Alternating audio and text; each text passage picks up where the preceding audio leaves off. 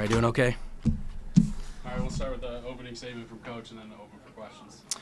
Yeah, well, great result. I thought our effort, our energy was phenomenal from the jump, and I had seen spurts of that throughout the season. Just we hadn't really been able to put it all together, or hadn't put it all together. But yeah, that's a quality team. That's a high-powered offense. I thought we were dialed into the scouting report, the game plan, the attention to detail.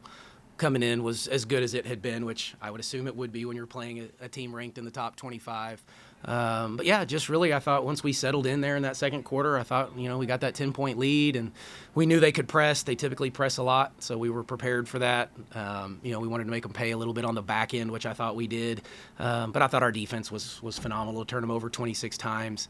We held their two leading scorers, I think, to 8 combined points, and one of them didn't score. So great effort on the defensive end by everybody there.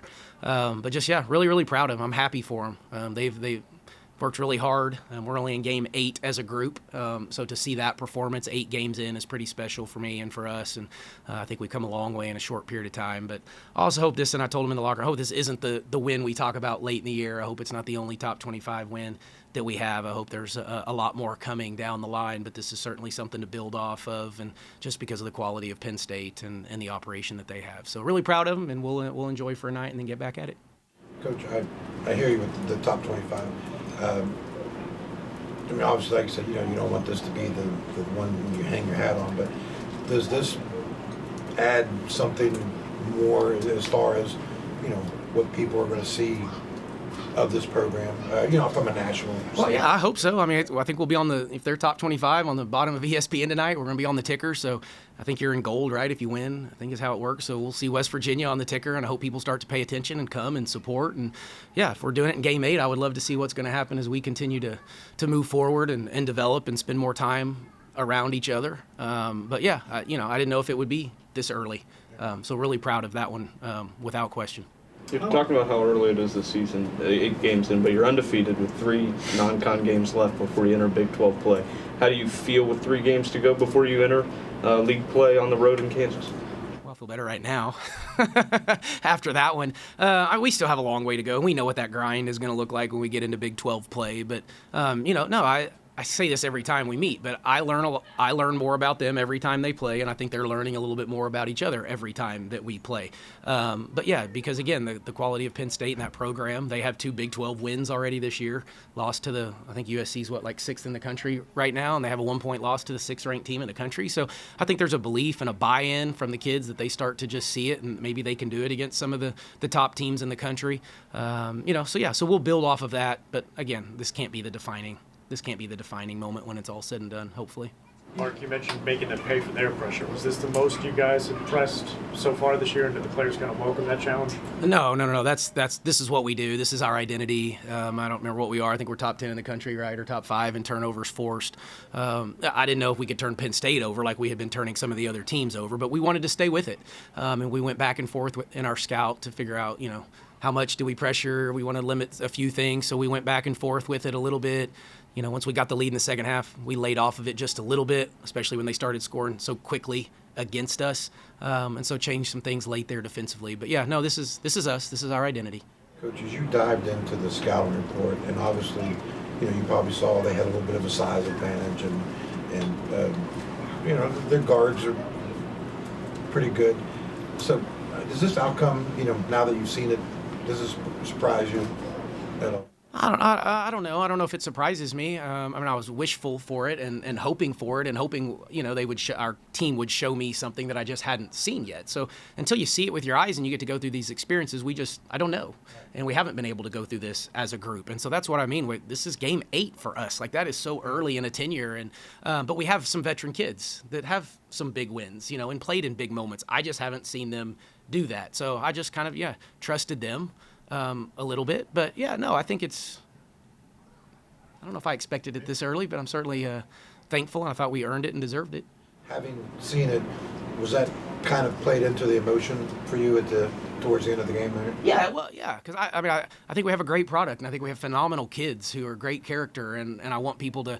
This state cares so much, but I think we have a quality program that they can be proud of, and I just wanted them to keep coming and enjoy it, and hopefully they did. So I was just trying to, get them excited for being here, thank them for being here, and then certainly kind of cheer on our players because I thought they earned the right to kind of get celebrated in that moment. Start the fourth quarter, they go on a little 4-0 run there, get the turnover, the offensive foul by JJ, and then you guys really responded with multiple turnovers, multiple offensive rebounds. Does that really speak to, the team's identity of that hustle and that grit to put an end to that run? And really, yeah, I think those are all good. Hustle, grit. Our team word is resiliency this year, so it was some of that. We talked before the game when, adversity hits, freaking compete. Just keep competing. So when that was like I do like a little acronym before each game, and that's what we talked about, right? It's going to hit at some point in this game when two really good teams battle. There's going to be some adversity, so just keep freaking competing when it does. And so I thought we did that. It got emotional and chippy a couple times, but I thought we kept our heads, and I was proud of us. We got to the free throw line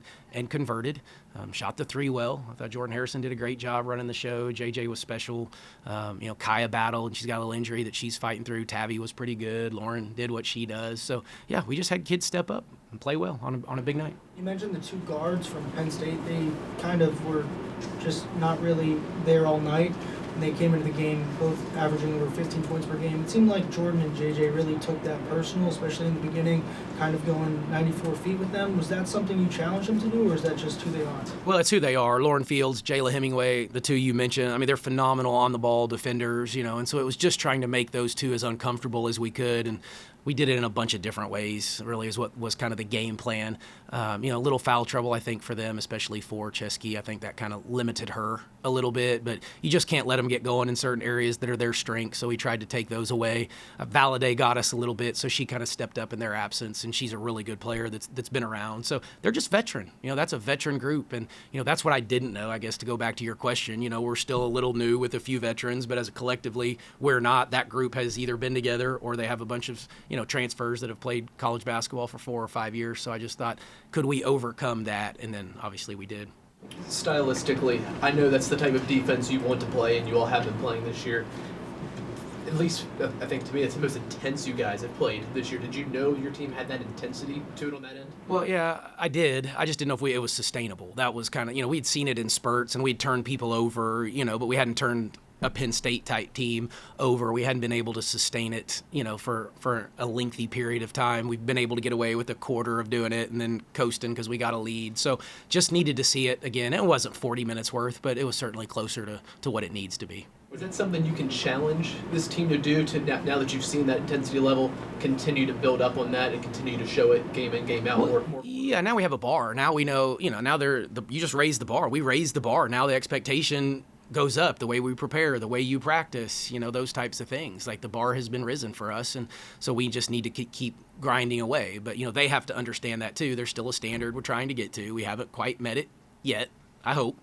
And so keep plugging away at it. Yeah. Seemed like Lauren's D3 there to beat the buzzer on the shot clock was a momentum swing, and you guys really kind of just took it from there. How big was that shot and how the game played out? Yeah, it's funny because Lauren and I haven't coached her for forever, but Coach Grayson, who's on my staff, coached her at Oklahoma State, and Coach Grant coached her at Arizona, and they both keep saying, like, Coach, she makes the craziest big-time shot. She might even be 0 for 6, and late in the game, she's going to hit a big-time 3. And so I looked back at Coach Grant, and when she hit it, it was just kind of like I told you. Like, the kid just has that knack to hit those shots. But I do think you're right. That got the crowd into it. There was some energy behind that. So I don't know if I'd call it luck, but maybe there was a little luck involved too. But we needed it at that moment. That was a big one. Would you say a win like this kind of validates anything in your head as terms of where this team can go? I know you mentioned it earlier, we're only in game 8, but a win like this has to put some sort of confidence in your mind going forward. Yeah, I'm searching for the right word. I don't know if validation is it. I mean, yeah, I think, I've always kind of played with or coached with a little bit of that chip, and, just watch us, believe in us, like we can do some pretty special things, and so personally, it may be a hair, you get your first top 25 win here, and it came in game 8. Like, yeah, okay, we can coach. We can put the kids in the position to have success, but credit them. They're the ones that did they did it. I didn't make any buckets or anything. I just tried to coach with some passion and help them out when I could and draw up some plays. But man, the kids were fantastic. So yeah, I think it helps. It helps the buy-in, validation, confidence, whatever term we want to use. Is that the best your transition game has been? Again, in spurts. I mean, I think we haven't finished as well as I would have liked in transition. I thought we were much better at that tonight. We converted some 2-on-1s, finished at the rim a little bit better.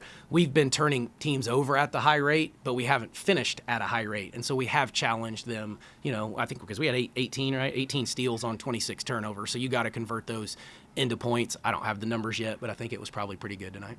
After such a big win against a quality opponent like this, how do you stay focused now with maybe 3 lesser quality teams coming up? How do you keep the energy that you had tonight? Yeah, you build off of it. I mean, we have a mature group. We'll challenge them and we'll have the conversation.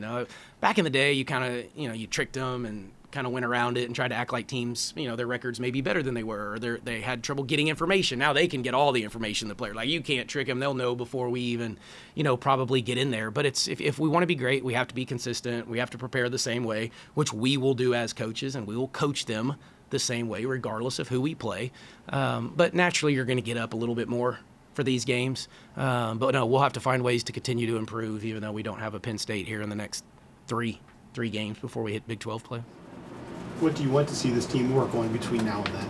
Well, I mean, a lot of things. We can still get better rebounding, some rolls. We got to kind of figure that out, continue to play through the paint a little bit, converting those turnovers into points. So, trust me, we're coaches. We can pick this thing apart. When we go watch the film, we'll find plenty to show them and kind of get after them and let them feel good too, but at the same time, make sure we show them areas that, here's some things we didn't do well. We had some bad possessions offensively, where we got late in the clock and we're fumbling it off our feet and things like that. So that's areas we can improve. Coach, you've obviously had big wins in your career, but doing it at this level, it's obviously going to get more notice and a little bit more recognition. You're only human. Is there anything that plays into that as you move forward and continue to build this program, doing it at a higher level, getting more recognition, and now these wins, all of a sudden, the reputation starts to kind of build up a little bit. Yeah, I mean, not so much for me. I mean, yeah, I'll take a moment, I'm sure, and reflect. And I don't know that I have a top 25 win at the Division I, level. Had plenty of them back in the day at D2 and all those types of things. But we, mid-major, I had Power 5 wins, but I don't think they were ranked at the time. So yeah, that's the first one for me. So yeah, I may reflect for just a second, but I don't want it to be about me. I want it to be about our program. I want recruits to see this. I want people to get excited about what we're doing here. I want to represent this state the right way, which I think we do. And so it's just, find passion. We have it. We have a fire. We want kids to want to come play here. We play a fun way. I just want to grow the fan base. I want people to get excited about what's going on here and, Mountaineer women's basketball, because I think the product is pretty special already. How much does this help? I would think a lot. I hadn't seen my phone yet, but I got kind of close to it. My watch is, they're all, I can hear, I can feel them. They're coming. So I think people are probably taking notice of this one. And no, it's important. It's really important for our program and a big step.